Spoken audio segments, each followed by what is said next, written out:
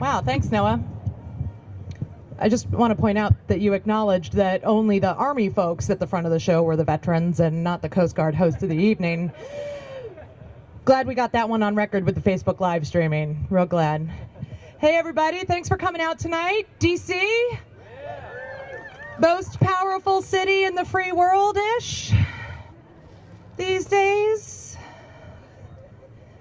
Yeah, that wasn't funny. You're right. It's not even funny at this point. We are where we are.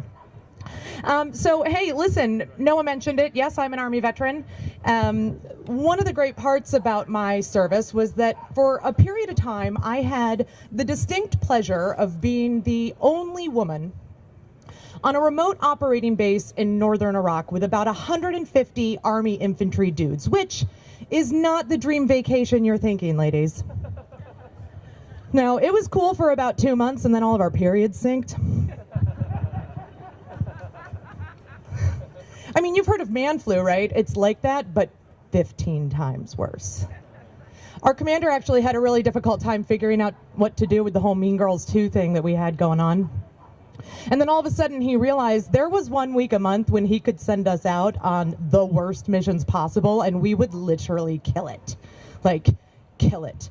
I have become completely convinced that we would have gotten bin Laden so much faster if we had just thrown 50 PMSing women into those mountains and put enough chocolate in the MREs.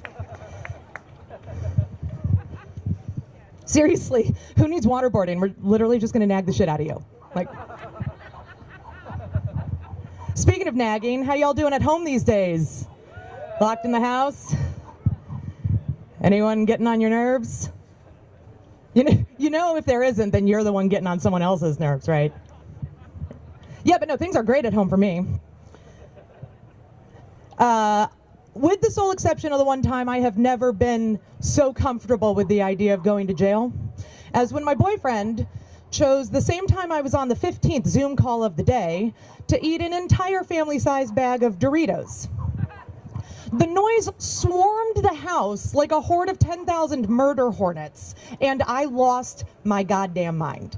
And I know you're all laughing because you appreciate what this means. You've been there, you've done that.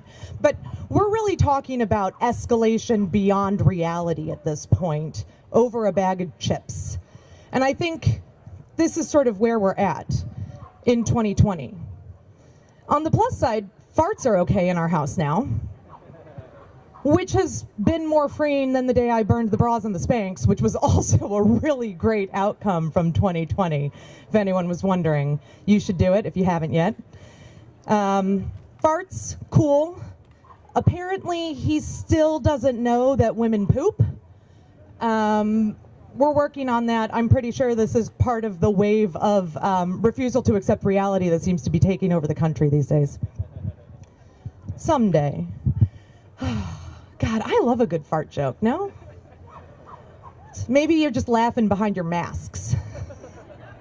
I have a particular appreciation, though, because of some unfortunate medical history. Pro tip, don't let a doctor accidentally puncture a hole in your colon. Yeah, I know. It's comedy, though, so you can laugh, I promise. I'm cool with it. That's why I'm here. That's why I'm telling you.